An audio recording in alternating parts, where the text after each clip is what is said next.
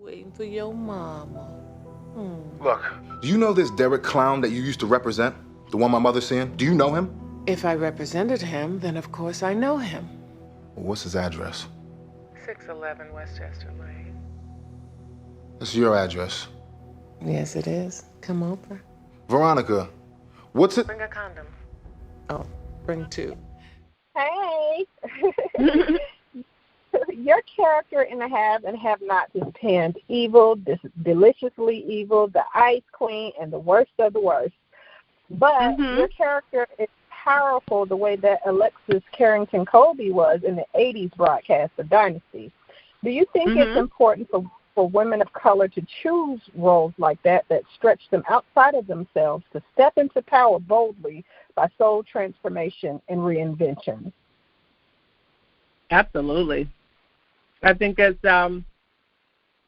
important for women of color to play all types of parts. We just are not the same, and we've sort of fallen victim to playing sameness in theater and movies and television.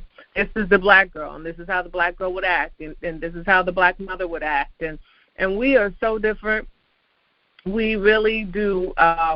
We can play anything, and I think women should definitely take on the roles, the powerful roles, vulnerable roles, any roles that can show the world all of our wonderful, beautiful colors from our culture. I just think that's very important. And also from the point of view of men get to play ruthless, evil, powerful all the time. And women, were often relegated to playing soft and pretty and likable.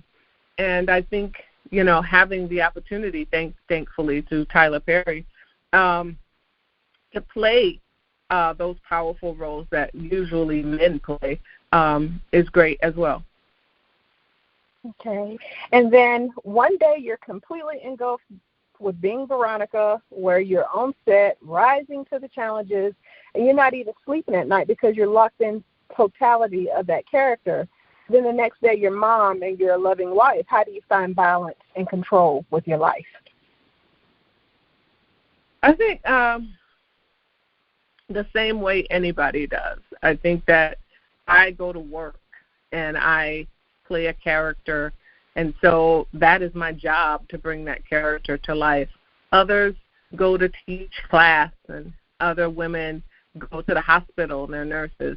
I think the same way. It's no different. At my job, I have to put on the character of Veronica, but I do understand that it is a job, and I went to school to be an actor, not so that I could play myself and take myself to work and bring myself home as Veronica, but so that I could go to work and do this very fulfilling work and then come home to my family. So it's no different, except for the fact that I actually get seen on TV doing my job.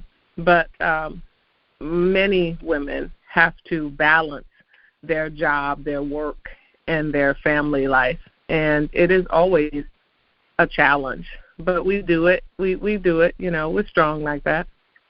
What did you do in your creative spaces during the pandemic? Oh, wow, great question. I did several things. The first thing that I did was try to create a space in my home where I could, where we could breathe, where my son could have an area where he felt good about. It was his area, and he could read and he could play. I created a studio space where I could do my work. My mom has her space. So that was the first thing I did, try to make sure that our home, since we were going to be here for a while, and home, was going to be office and playground and everything, make sure the backyard felt good to my son. That was the first thing. The second thing was I created a space for my friends and artists to come and tell their story.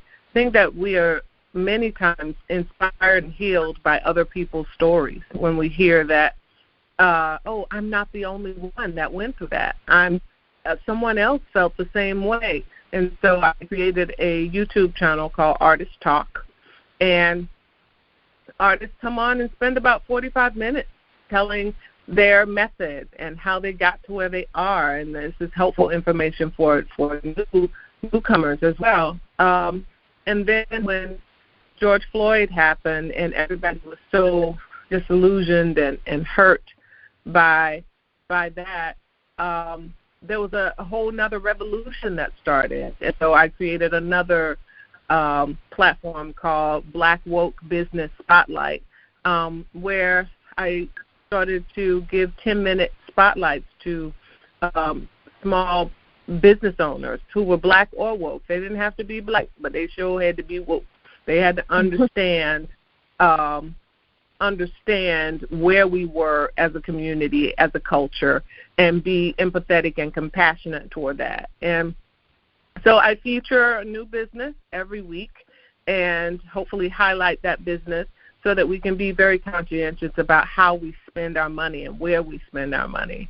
So it's been an extraordinarily busy time in creating all these platforms. I have learned how to video edit, and I'm teaching every day. I learn something new. So it really has been about creativity. Creativity is, the mere definition of it is using your imagination to get back to your original ideas and to use those ideas to solve problems. A lot of people think of creativity as some type of dancing and singing, but it really isn't. It's coming up with imaginative ways to solve problems. And I think that if we all went back to our original ideas and dug deep into our creativity, we could really create our way out of the mess that we're in. But because we're all trying to go back to what we had before, everybody's tired, and I just want to go back to the life I had before. And because we're all trying to go back, then nobody's creating a way forward. But if we all embrace the idea of creating, then I think that we could all move forward, and the vision forward would be much brighter and much better than even what we left.